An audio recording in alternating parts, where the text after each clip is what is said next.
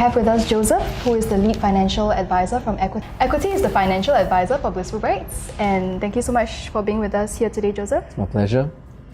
So Joesph, we have a lot of people that are very interested in knowing how do you actually define your personal, your professional and your financial goals? That's a very good question by the readers because seemingly these three things are being separated into different aspects of life.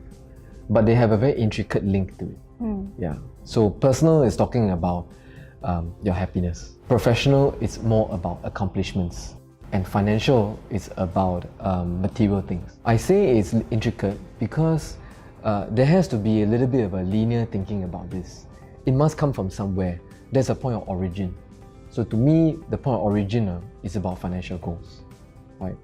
Because they are physical manifestation that can be facilitated by your professional and personal goals are being fulfilled. For example, if let's say I'm very happy and I have a very high position in a company and I'm very accomplished in my career, but I can't afford to buy a nice house to hold everybody inside that I want to hold, then ultimately I might still not be happy, right? So that's the origin.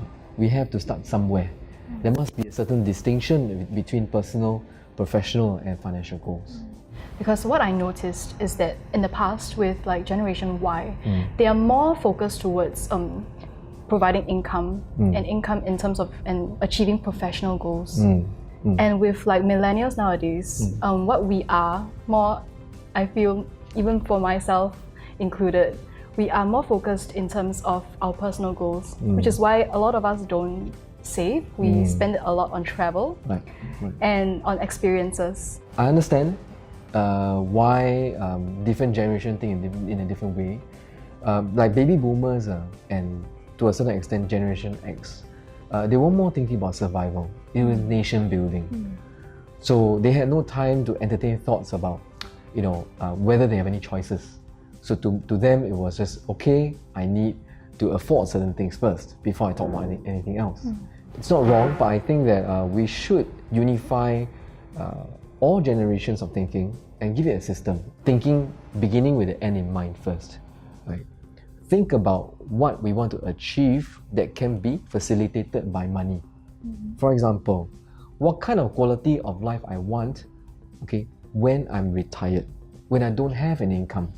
That is very unpredictable. If we're talking about personal, maybe it's very predictable. I just gotta work harder, get a new job.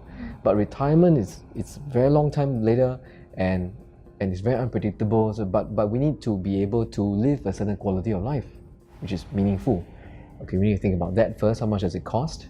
And then we need to think about long-term goals like, do I want my children to study overseas, get more exposure?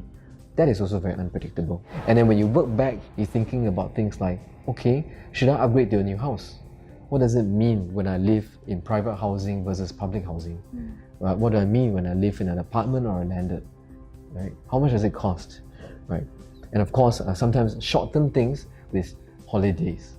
And of course, we think about emergencies, financial emergencies. Okay? I feel that with planning, you can have your cake and eat it at the same time. You just need to plan.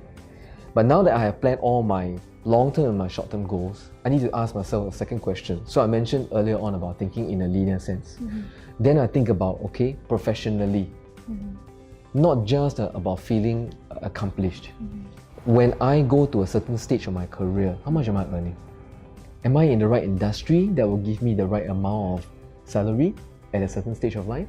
And a sense of satisfaction. And a sense of satisfaction, and that's very important, as you mentioned, for people of the generation these days, right? Yeah. So you can have your cake and eat it at the same time.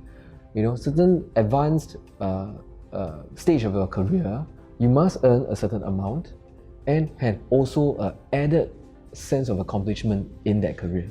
All right, you have to start defining to yourself what is personal happiness. There's some people out there who feel that, okay, as long as I get to do whatever I want to do at any point in time, I'm happy. And that's not wrong because every individual have their own life story. But there are people out there who says, okay, I'm only happy when I get to fulfill my responsibilities to people around me. When I get to take care of my wife or my children, then I'm happy. I don't need a hobby at all. Some people think like that, right? So once you have defined that happiness, then you start asking yourself, okay, can my professional goals fulfill my personal goals? Thank you for sharing with us. My pleasure again. Thank you so much for watching, and in the next episode, Joesph will be sharing with us how much you'll be spending on your wedding.